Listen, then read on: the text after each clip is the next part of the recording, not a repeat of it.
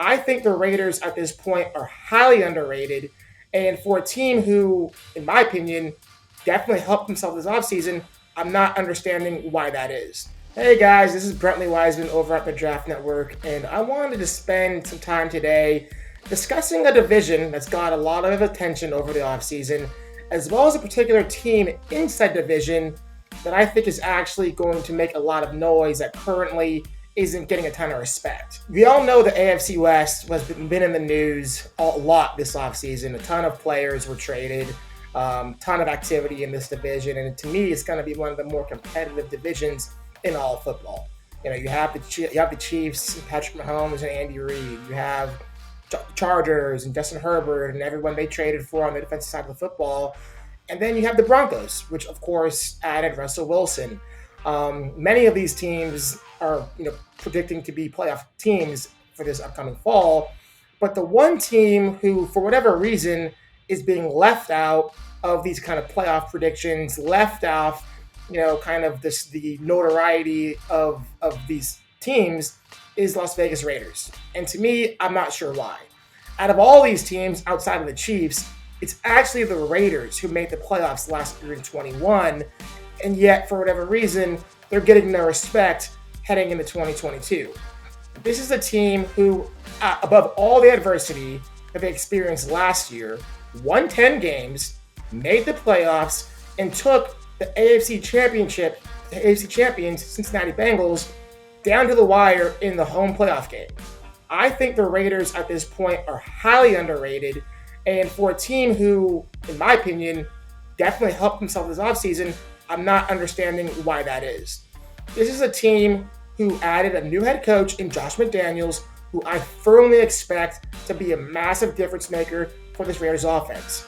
McDaniels has a long pedigree of doing magic with young quarterbacks. Look what he did last year with Mac Jones, made the playoffs, all the years spent with Tom Brady.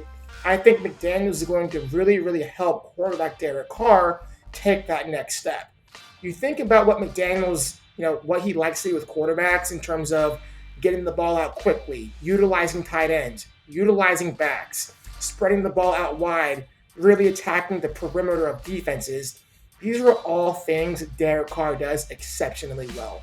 I think Derek Carr with McDaniels is going to look like a whole new quarterback and one that's finally going to live up to his potential. Now, let's talk about Derek Carr's weapons. The Raiders arguably added the best receiver in all of football in Davante Adams this offseason. Adams, who is not only, in my opinion, the best receiver, is also Carr's best friend from college. Together, they literally set all sorts of records at Fresno State. I firmly expect that this kind of chemistry, that this friendship is going to translate on the football field this fall. I think Davante Adams is going to be unstoppable in this division this year. You put Davante Adams next to a Hunter Renfrow, who made the Pro Bowl as a slot receiver, next to a star tight end in Darren Waller, who, like I said, I think is going to be heavily utilized in McDaniel's system. I think the sky is the limit for this offense in terms of being able to score points and move the football. Now, that being said, the outlier, the elephant in the room, is the Raiders' offensive line. And look, I'm not going to sugarcoat it. It's terrible. I mean, frankly, it's awful. In my opinion, right now, they have maybe one, if not two, starters you feel good about. I think Colton Miller, the left tackle, he's a serviceable player. You feel good about him. And then whoever starts at center for the Raiders, whether that's Andre James, the rookie Dylan Parham, I think that is another serviceable spot.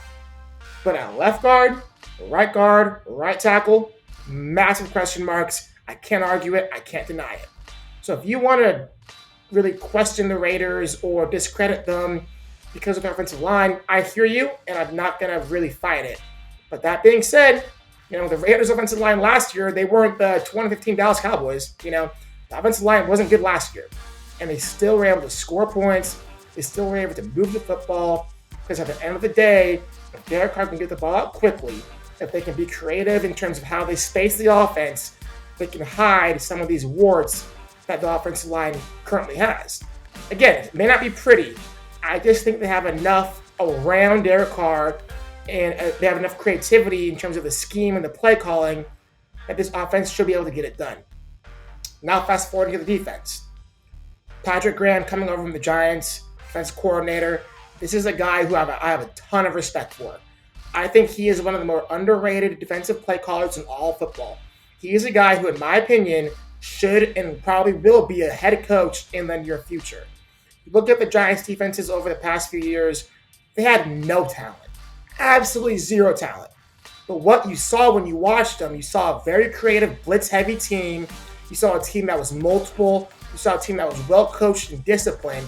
And that's what I think the Raiders are going to be getting in Patrick Graham. The talent upgrade that Patrick Graham is getting, heading over from the Giants to the Raiders, is immense. He's going to be able to coach Max Crosby, who's now established as one of the best edge rushers in all football. Max Crosby last year was a force. He was dominant last year for many stretches of the season, and now you add him with Graham, I think he's going to take even a next step. The Raiders in the offseason also traded for Chandler Jones, the pass rusher from the Cardinals. Having Chandler Jones and Max Crosby rush at the same time is going to cause problems for opposing offenses. This is clearly, to me, one of the best edge rushing duos in all of football. I think together they are going to just completely wreak havoc and really, really, really stress opposing quarterbacks. Now, last year where I really struggled with the Raiders was their corners. I thought their corners were terrible, quite frankly.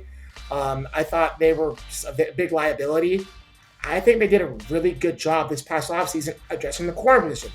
I think the addition of Rock Ya-Sin coming over from the Colts, Anthony Averett coming over from the Ravens, gives them two real solid options at corner who I think can solidify their back end. I think those two players, alongside returning second-year players in Nate Hobbs, the nickelback, and Traylon Moore, the free safety, the Raiders actually have a pretty strong secondary.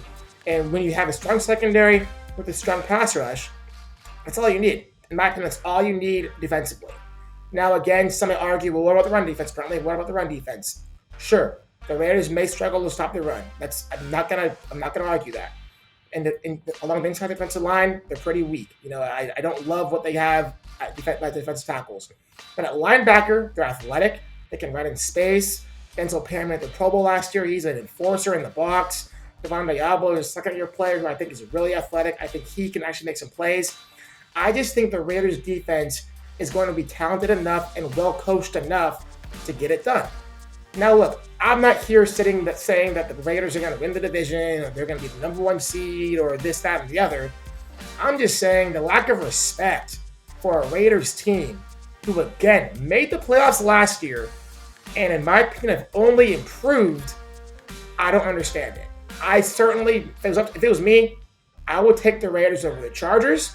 I would take the Raiders over the Broncos because at the end of the day, I know that this team knows how to win. They may not be as talented as the Broncos. They may not have the most talent as the Chargers.